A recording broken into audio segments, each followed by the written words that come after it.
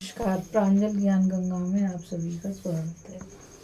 हम संक्षिप्त महाभारत का पाठ कर रहे हैं, जिसमें कि वन पर्व चल रहा है। कल हमने धुंधु का वध की कथा को पढ़ा था। आज हम पतिव्रता स्त्री और कौशिक ब्राह्मण का संवाद की कथा को पढ़ेंगे, जो कि इस प्रकार है। तो चलिए कथा शुरू करते हैं। धुंधुमार की कथा सुनने के पश्चात महाराज युधिष्ठिर ने मार्कंडेय जी से कहा, भगवान, अब मैं आपसे पतिव्रता स्त्रियों के सूक्ष्म धर्म और उनके महत्व की कथा सुनना चाहता हूँ। माता पिता आदि गुरुजनों की सेवा करने वाले बालक और पातिव्रत्य का पालन करने वाली स्त्रियाँ, ये सबके लिए आदरणीय हैं। स्त्रियाँ सदाचार की रक्षा करती हुई अपने पति को देवता मानकर जिस आदर भाव से उनकी सेवा करती हैं, वह कोई आसान काम नहीं है। इसी प्रकार माता पिता की सेवा की भी बहुत बड़ी महिमा है। स्त्रियां तो बाल्यकाल में माता पिता की और विवाह के पश्चात पति देव की बड़ी ही श्रद्धा और भक्ति के साथ सेवा करती हैं। उनका धर्म बड़ा ही कठिन है। उससे कठिन मुझे कोई और धर्म दिखाई नहीं देता। इसलिए मुनिवर, आज आप मुझे पतिव्रताओं के महत्व की कथा सुनाइए।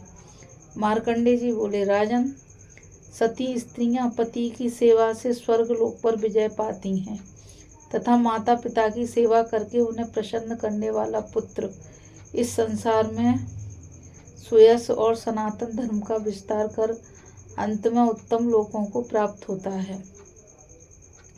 इसी प्रकरण को लेकर मैं आगे की बात कहूँगा। पहले पतिव्रता के महत्व और धर्म का वर्णन करता हूँ। ध्यान देकर सुनो। पूर्व काल में कौशिक नाम का एक ब्राह्मण था। वह बड़ा ही धर्मात्मा और तपस्वी था। उसने अंगों सहित वेद और उपनिषदों का अध्ययन किया था। एक दिन की बात है, वह एक वृक्ष के नीचे बैठकर वेद पाठ कर रहा था। उसी समय उस वृक्ष के ऊपर एक बगुली बैठी हुई थी। उसने ब्राह्मण देवता के ऊपर पीठ कर दी। ब्राह्मण क्रोध से तमतमा उठा और बगुली का अनिष्ट चिंतन करते हुए उसकी ओर देखने लगा।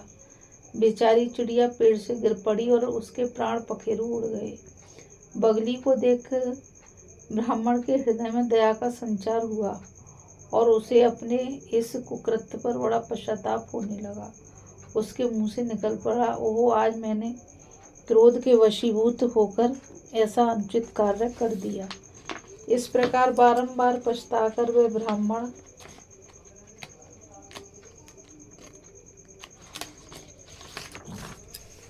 गांव में भिक्षा के लिए गया। उस गांव में जो लोग शुद्ध और पवित्र आचरण वाले थे, उन्हीं के घरों पर भिक्षा मांगता हुआ वह ऐसे घर पर जा पहुंचा जहाँ पहले भी कभी भिक्षा प्राप्त कर चुका था। द्वार पर जाकर बोला, भिक्षा देना माई। भीतर से एक स्त्री ने कहा, ठहरो बाबा, अभी लाती हूँ। वह स्त्री अपने घर के जूठे बर्तन साफ कर रही थी। ज्यों ही वह उस काम से निवृत्त हुई, उसके पति घर पर आ गए। वे बहुत भूखे थे। पति को आया देख स्त्री को बाहर खड़े हुए ब्राह्मण की याद न रही। वह उसकी सेवा में जुट गई। पानी लाकर उसने पति के पैर धोए, हाथ मुंह धुलवाया और बैठने को आसन देकर एक पात्र में सुंदर स्वादिष्ट भोजन परोसकर लाई और उनके सामने खाने के लिए रख दिया। युधिष्ठिर, वह स्त्री प्रतिदिन पति को भोजन कराकर उनके उच्छिष्ट को प्रसाद समझकर बड़े प्रेम से भोजन करती थी। पति को ही अपना देवता मानती थी और स्वामी के विचार के अनुकूल ही आचरण करती थी। वह कभी भी मन से भी परपुरुष का चिंतन नहीं करती थी। अपने हृदय की समस्त भावनाएं, संपूर्ण प्रेम पति के चरणों में चढ़ाकर वह अनन्य भाव से उन्हीं की सेवा में लगी रहती थी। सदाचार का पालन उसके जीवन का अंग था। उसका शरीर भी शुद्ध था और हृदय भी। वह घर के काम काज में कुशल थी। कुटुंब में रहने वाले प्रत्येक स्त्री पुरुष का हित चाहती थी और पति के हित साधन का उसे सदा ही ध्यान रहता।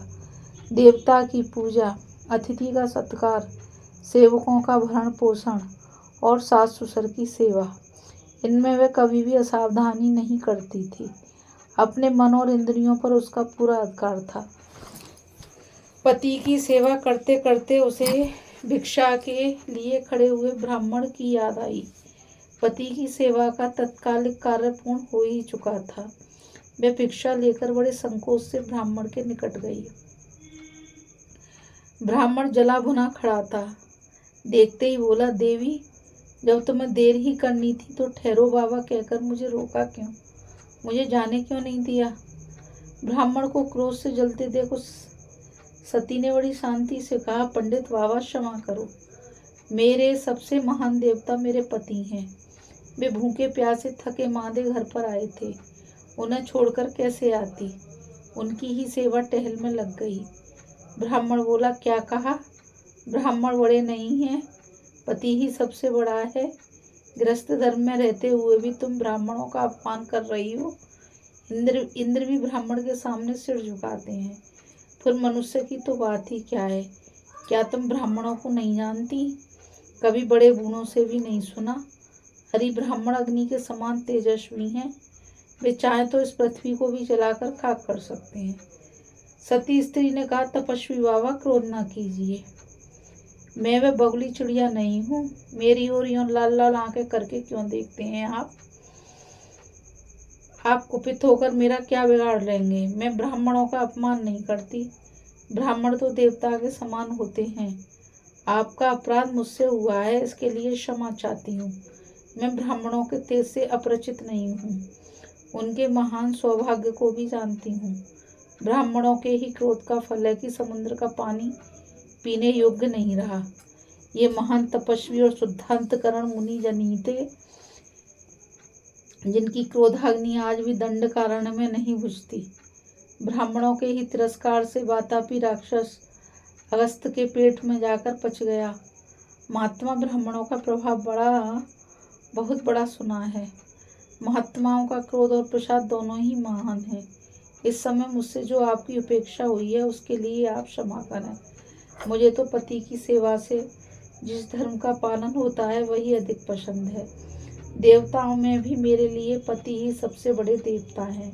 मैं तो सामान्य रूप से इस पातिव्रत धर्म का ही पालन करती हूँ। ब्राह्मण देवता इस पति सेवा का फल भी आप प्रत्यक्ष देख लीजिए। आपने कुपित होकर बगुली पक्षी को दग्ध किया था, यह बात मुझे मालूम हो गई।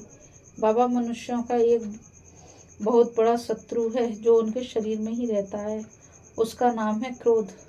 जो क्रोध और मोह को जीत ले और जो सदा सत्य भाषण करे, गुरुजनों की सेवा से प्रसन्न रखे और किसी के द्वारा मार खाकर भी उसे न मारे, जो अपनी इंद्रियों को वश में करके पवित्र भाव से धर्म और स्वाध्याय में लगा रहे, जिसने काम को जीत लिया है, वही देवताओं के मत में ब्राह्मण है। जिस धर्मज्ञ और मनस्वी पुरुष का संपूर्ण जगत के प्रति आत्मभाव है और सभी धर्मों पर अनुराग है, जो यजन याजन अध्ययन अध्यापन आदि ब्राह्मणोचित कर्मों को करते हुए अपनी शक्ति के अनुसार दान भी करता रहता है, ब्रह्मचर्य अवस्था में जो सदा वेदों का अध्ययन करता है, जिसके नित्य स्वाध्याय में कभी भूल नहीं होती, उसी को देवता लोग ब्राह्मण मानते हैं। ब्राह्मणों के लिए जो कल्याणकारी धर्म है उसी का उनके समक्ष वर्णन करना उचित है। इसलिए मैं आपके सामने यह बात कह रही हूँ। ब्राह्मण सत्यवादी होते हैं, उनका मन कभी असत्य में नहीं लगता। ब्राह्मण के लिए स्वाध्याय, दम, आर्जव और सत्य भाषण यह परम धर्म में बतलाया गया है। यद्यपि धर्म का स्वरूप समझने में कुछ कठिन है, तथापि वह सत्य में प्रतिष्ठित है। वृद्ध पुरुष कहते हैं, धर्म के विषय में वेद ही प्रमाण है। वेद से ही धर्म का ज्ञान होता है, तथापि धर्म का स्वरूप सूक्ष्म ही देखा जाता है।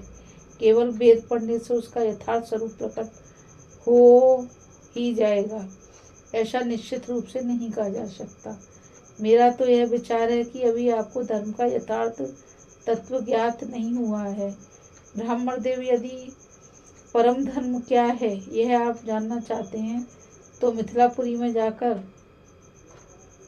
माता पिता के भक्त सत्यवादी और जितेंद्रिय धर्मव्याध से पूछिए। वह आपको धर्म का तत्व समझा देगा। भगवान आपका मंगल करे। अब आपकी जहाँ इच्छा हो वहाँ पधारें। यदि मेरे मुख से कोई अनुचित बात निकल गई हो तो क्षमा करें, क्योंकि स्त्रियों पर सभी दया करती हैं। ब्राह्मण बोला, देवी तुम्हारा कल्याण हो। मैं तुम पर बहुत प्रसन्न हूँ। मेरा क्रोध अब दूर हो चुका है। तुमने मुझे उपालंब दिया है, वे मेरे लिए चेतावनी ही है। इससे मेरा बड़ा कल्याण होने वाला है। तुम्हारा भला हो। अब मैं मिथिला जाऊंगा और अपना कार्य सिद्ध करूंगा। अभी आप कथा में पतिव्रता स्त्री और कौशिक ब्राह्मण का संवाद की कथा को सुन रहे थे। अब आगे कथा में कौशिक ब्राह्मण का मिथिला में जाकर धर्मव्याध से उपदेश लेने की कथा को पढ़ेंगे। अब मुझ गीता रावत को आज्ञा दीजिए। कल फिर मिलेंगे एक नई कथा के साथ। और मैं आप सभी से यही कहना चाहूँगी कि इस चैनल को ज़्यादा से ज़्यादा लाइक, शेयर और सब्सक्राइब कीजिए, ताकि यह अमूल्य ज्ञान अधिक से अधिक लोगों तक पहुँच सके। इस कथा में बस इतना ही। राधे राधे। जय श्री कृष्णा। नमस्कार।